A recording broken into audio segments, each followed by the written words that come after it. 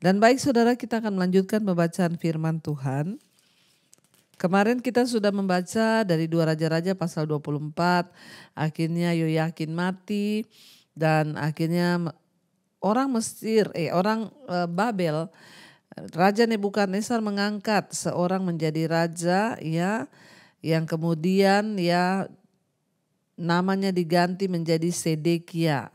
Ya, dan tadinya ya dia ini ketika Babel menyerbu ya, dan akhirnya mereka mengambil semua orang-orang, bahkan mengambil semua harta orang-orang yang berpengalaman, orang-orang yang pintar, orang-orang yang berkelebihan itu diambil, dibawa ke Babel semuanya.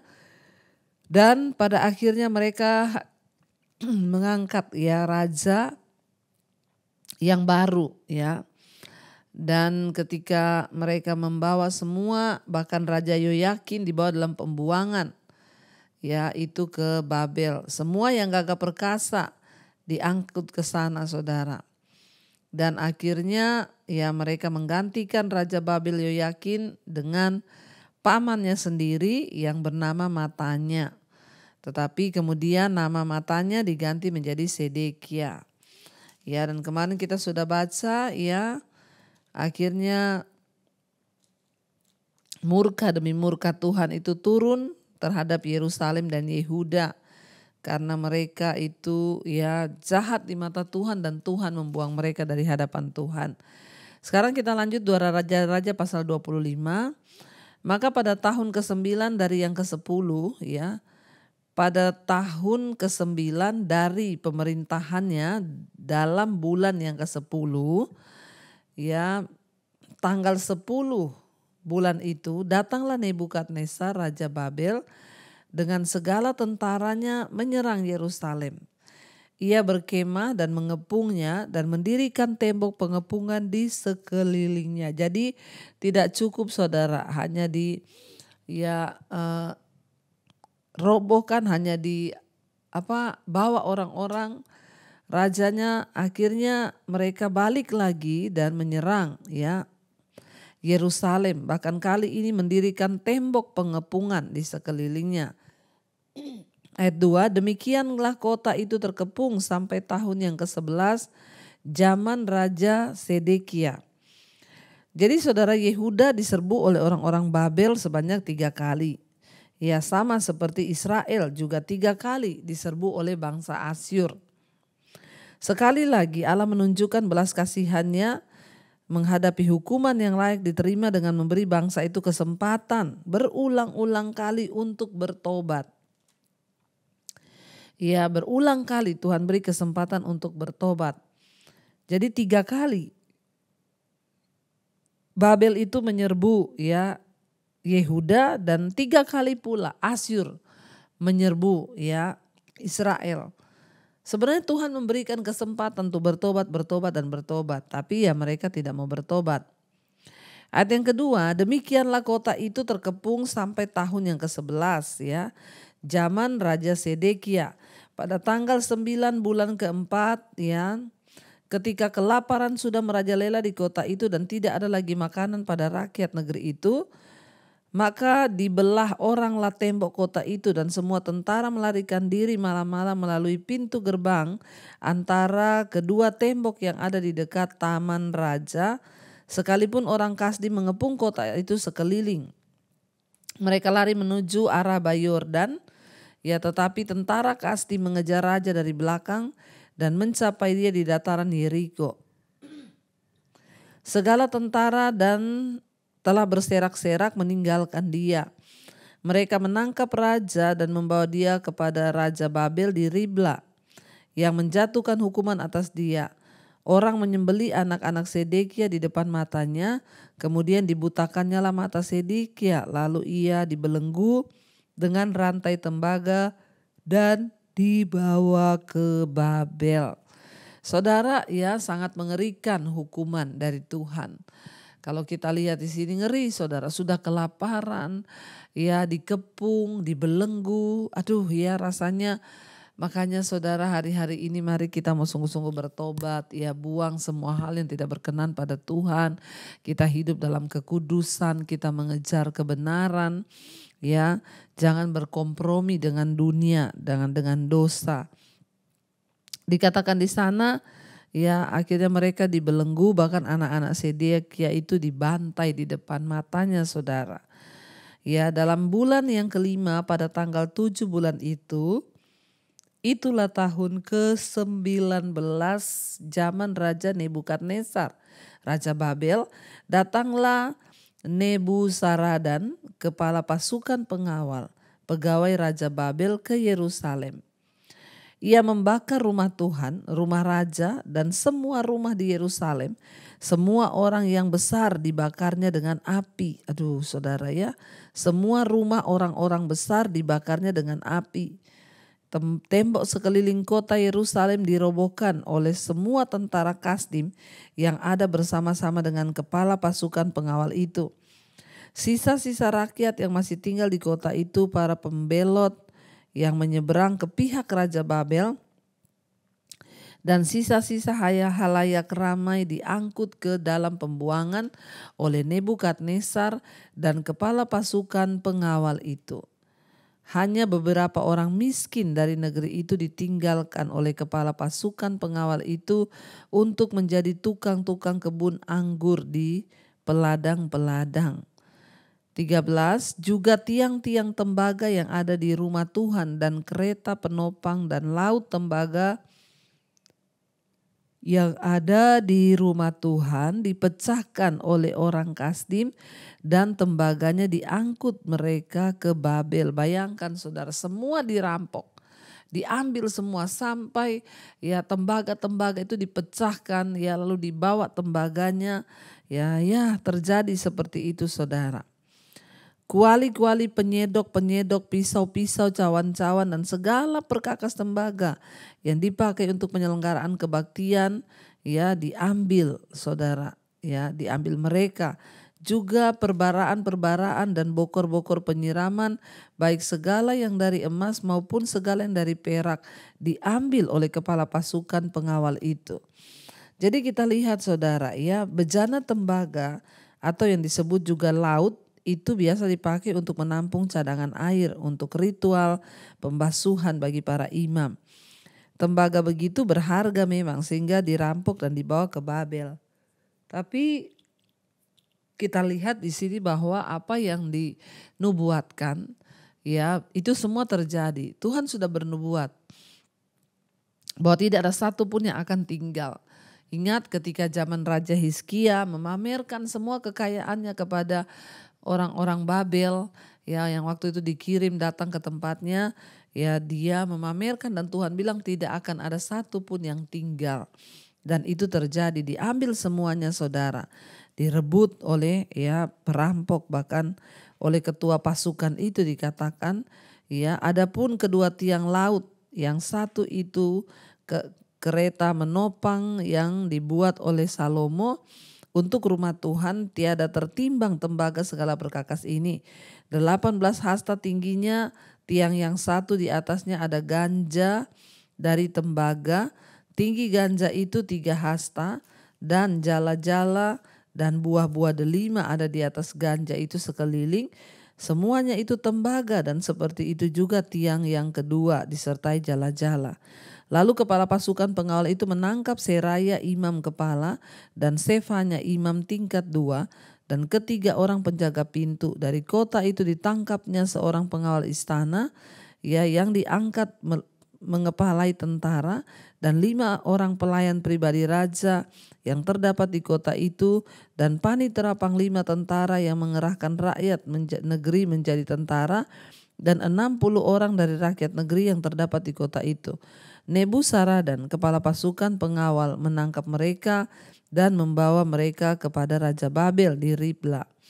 Lalu Raja Babel menyuruh membunuh mereka di Ribla di tanah Hamat. Ya, demikianlah Yehuda diangkut ke dalam pembuangan dari tanahnya.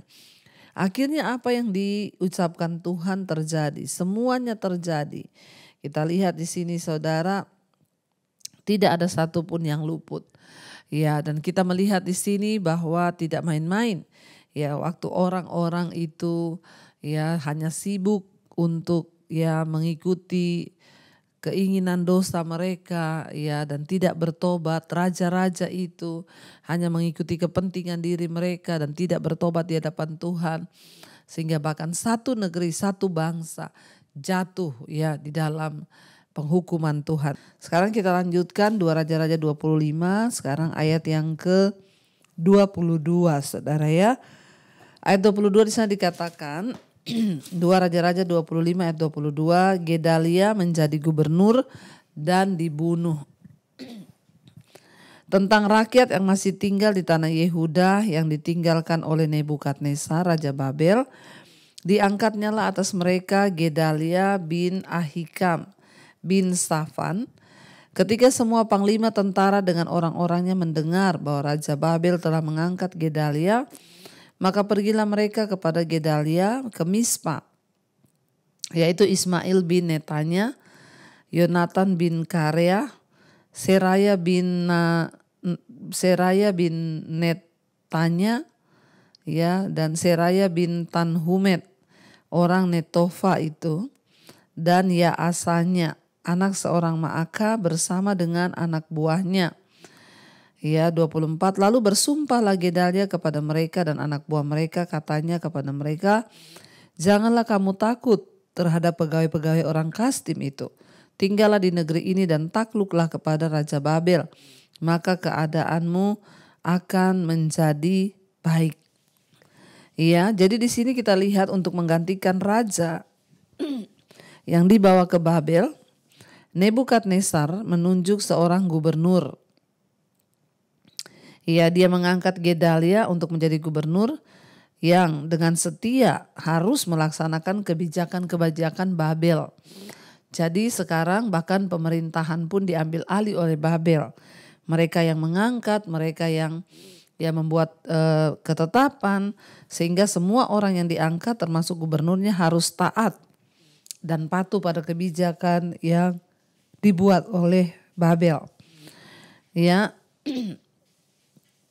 Lalu akhirnya ya rakyat yang mendengar bahwa sudah diangkat ya di Babel seorang gubernur, mereka datang kepada dia, dan Gedalia berkata kepada mereka, selama kamu takluk kepada Babel, ya jangan takut terhadap siapapun termasuk orang Kasdim, karena kalau kamu ya takluk kepada Babel, dengar-dengaran kepada Babel, maka keadaanmu akan menjadi baik. Ya, itu yang disampaikan. Ayat 25, tetapi dalam bulan yang ke-7 datanglah Ismail bin Netanya bin Elisama, seorang yang asalnya dari keturunan raja, dan 10 orang bersama-sama dengan dia. Mereka membunuh Gedalia dan orang-orang Yehuda dan orang-orang Kasdim yang ada bersama-sama dengan dia di Mispa. Maka bangkitlah seluruh rakyat dari yang kecil sampai yang besar serta panglima-panglima tentara, lalu larilah mereka ke Mesir sebab mereka takut terhadap orang Kasdim. Ya, jadi saudara kita lihat di sini cerita ini ya menunjukkan bahwa harapan terakhir Israel untuk mendapatkan kembali negerinya sudah hilang. Bahkan mereka kehilangan ya semuanya kehilangan. Sebenarnya semua akibat apa saudara? Kalau kita lihat kembali lagi ya balik lagi semua karena akibat dosa mereka kepada Tuhan sehingga mereka kehilangan segalanya. Bahkan para komandan tentara, bahkan gubernur ya semua yang tentukan itu dari orang lain. Dan bahkan sekarang pemberontak yang bergerilya di dalam negeri mereka. Ya, yang bergerilya di dalam negeri mereka siapa? Babel, ya Mesir, orang Kasdim. Ya, bahkan mereka sendiri sudah tidak ada lagi ya kekuatan untuk ada di dalam negeri mereka. Dikatakan di sana mereka akhirnya melarikan diri karena mereka sudah tidak punya ya kuasa apapun di dalam negeri mereka saudara. Akhirnya mereka semua melarikan diri. Ya, mereka lari ke Mesir karena mereka ketakutan dengan orang Kasdim. Kerajaan Yehuda di bumi sama sekali dihancurkan. Tetapi melalui para nabi seperti Yeskiel dan Daniel yang juga merupakan tawanan, Allah sanggup memelihara kerajaan rohaninya untuk tetap hidup di hati banyak orang-orang buangan itu. Jadi sekalipun saudara ya secara kenyataan Yehuda benar-benar hancur bahkan lenyap ya karena diambil alih ya semuanya, tetapi masih ada iman ya dari orang-orang di pembuangan ya seperti Daniel, Sadrak, Mesak, Abednego, Yeskiel. Mereka semua ya masih memiliki iman kepada Allah ya, dan kerajaan secara rohani mereka itu tetap hidup di tengah pembuangan. Ya, dan kita lihat di sana saudara dikatakan akhirnya semua melarikan diri. Kita lanjut ayat 27, Yoyakin dikasihani. Kemudian dalam tahun ke-37 sesudah Yoyakin Raja Yehuda dibuang dalam bulan yang ke-12 pada tanggal 27 bulan itu, maka Ewil Merodak Raja Babel dalam tahun ia menjadi raja menunjukkan belas kasihannya kepada Yoyakin Raja Yehuda dengan melepaskannya dari penjara. 28, Ewil Merodak berbicara baik-baik dengan dia dan memberi kedudukan kepadanya lebih tinggi daripada kedudukan raja-raja yang bersama-sama dengan dia di Babel. Ia juga mengganti pakaian penjaranya dan dia boleh selalu makan roti di hadapan raja selama hidupnya. Dan tentang belanjanya, raja selalu memberikan kepadanya sekedar yang diperlukan tiap-tiap hari selama hidupnya. Jadi kita lihat di sini saudara, ya Ewil Merodak itu adalah anaknya Raja Nebukadnezar. Menjadi raja kerajaan Babel pada 562 sebelum Masehi. 24 tahun setelah permulaan penawanan umum dan 37 tahun setelah Yoyakin digeser dari Yerusalem. Raja baru ini memperlakukan Yoyakin dengan baik, bahkan mengizinkannya makan semeja dengan raja. Ewil Merodak ya kemudian terbunuh dalam persekongkolan oleh saudara iparnya, Nergal Sareser, yang menggantikannya menjadi raja. Ya, kita lihat di sini saudara, ya bahkan Yoyakin dicukupi belanjaannya, bulanannya dicukupi, makanannya seumur hidup dia boleh makan bersama dengan raja. Ya, dan kita lihat saudara, kita sudah selesai dengan kitab 2 Raja-Raja hari ini. Ya, kitab 2 Raja-Raja dibuka dengan Elia diangkat ke surga. Ya, tempat tujuan yang menanti orang-orang yang mengikuti Allah. Tetapi kitab ini ditutup dengan bangsa Yehuda yang dibawa ke negeri-negeri asing sebagai budak-budak yang hina akibat mereka gagal untuk mengikuti Tuhan, gagal untuk menghormati Tuhan. Dan 2 raja-raja ini adalah gambaran dari apa yang terjadi apabila kita menjadikan sesuatu lebih penting daripada Tuhan di hidup kita saudara. Ya, ketika kita membuat ya hal-hal yang akan menghancurkan, ketika hati nurani kita menjadi tidak peka kepada mana yang benar dan mana yang salah, maka disitulah saudara, ya kita tidak mampu lagi untuk menangkap tujuan Tuhan dalam hidup kita. Sehingga ya itulah yang membuat kita terbuang dari hadapan Tuhan. Kalau kita lihat kitab raja-raja ini, 2 raja-raja ini adalah bagaimana bangsa Israel dan Yehuda terbuang dari hadapan Tuhan. Ya, siapa yang membuang mereka? Allah. Kenapa? Karena mereka tidak lagi mau mengikuti Tuhan. Mereka tidak mau lagi mengikuti arahan Tuhan. Mereka membuat jalan mereka sendiri. Ya, dan mereka tidak mampu lagi menangkap ya kehendak Tuhan dalam hidup mereka. Mereka tidak mampu lagi melakukan apa yang Tuhan mau dalam hidup mereka. Apa yang menjadi perenungan bagi kita dan kitab raja-raja ini?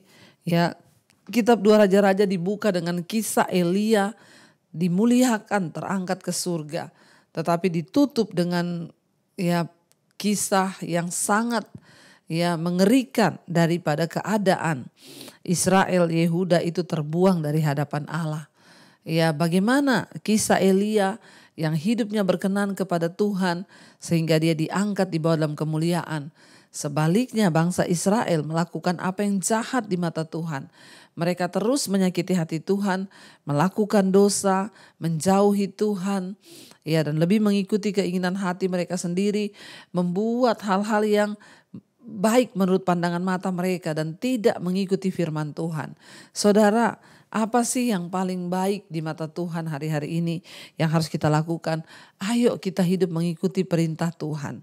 Tidak ada hal terbaik di dalam dunia ini selain kita mengikuti perintah Tuhan. Tidak ada hal yang terbaik selain kita ini menuruti jalan Tuhan. Ya, Israel, Yehuda, akhirnya mereka kehilangan ya tujuan Tuhan dalam hidup mereka. Kehilangan hal yang berharga dalam hidup mereka karena di antara sekian banyak raja-raja hanya 1-2 orang saja yang mau sungguh-sungguh membawa bangsa itu kepada Tuhan. Kita lihat ya Yosia menemukan gulungan, ya menemukan kitab Taurat, tapi percuma dia berusaha untuk membawa kembali bangsa itu. Tapi bangsa itu tetap tegar tengkuk, mereka tetap melakukan apa yang jahat sehingga murka Tuhan ya tidak surut atas bangsa itu, saudara. Ya, dan kita lihat di sini ya hati-hati waktu kita sudah tidak bisa menangkap tujuan Tuhan atas hidup kita, maka kegagalan ya seperti bangsa Yehuda dan Israel terjadi, saudara, di dalam kehidupan ya kita. Namun ya janji-janji Tuhan itu tidak pernah gagal. Allah selalu ada sebenarnya untuk meluruskan jalan kita, untuk meluruskan kehidupan kita. Bahkan Tuhan mau untuk ayo, tidak ada kata terlambat untuk kita memulai dari awal ketaatan kita kepada Tuhan. Dan kita lihat, saudara, ya semua apa yang sudah Tuhan katakan, Tuhan firmankan itu terjadi. Sehingga ya percayalah bahwa firman Tuhan itu yang terbaik, bahwa firman Tuhan itu yang terpenting dalam kehidupan setiap kita ya. Karena itu jangan pernah jauh dari Tuhan, jangan pernah hidup dalam ketidaktaatan, sebab itu hanya mendatangkan murka, bahkan kita akan terbuang dari hadapan Tuhan. Ya, dan kita akan memasuki besok kitab Tawarik. Ya, namun kita akan lanjutkan besok, saudara. Ya, dan kita nanti lanjut di kitab satu Tawarik. Ya, itu kita akan lihat ya. Di sini juga semua dibahas dari awal ya, kita akan melihat kembali. Ini adalah sebenarnya dalam Alkitab ini semua ya ulangan demi ulangan, saudara ya. Kitab Raja-Raja, kitab Tawarik ya itu menceritakan tentang bagaimana peristiwa di bangsa Israel dan semua itu terangkum dalam semua kitab-kitab yang disusun dalam Alkitab ya. Dan kita akan melihat besok, kita akan masuk ya di dalam satu Tawarik. Kita akan lihat dari awal lagi daftar keturunan ya Abraham, Adam ya, dan Abraham. Lalu kita akan masuk ke raja-raja Edom ya, dan kita akan belajar lebih dalam lagi ya untuk terus diingatkan agar kita semakin percaya kepada Tuhan. Saya percaya saudara yang setia di Mesbah Doa ini adalah orang-orang yang mau mempelajari Alkitab dan mau hidup lebih lagi sungguh dalam pengenalan yang benar akan Tuhan. Mari kita mau tundukkan kepala, kita satukan hati, kita berdoa. Terima kasih Bapa, kami bersyukur. Kami melihat bagaimana tragis kehidupan bangsa Israel yang meninggalkan Tuhan. Bagaimana mereka terbuang dari hadapan Tuhan.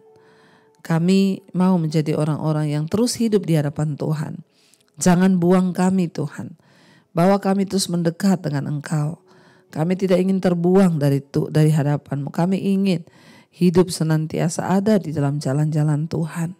Karena itu Bapa, hamba berdoa. Berikan kami semua hati yang mau terus taat kepada firman-Mu. Berikan kami semua hati yang mau terus melekat kepada Engkau.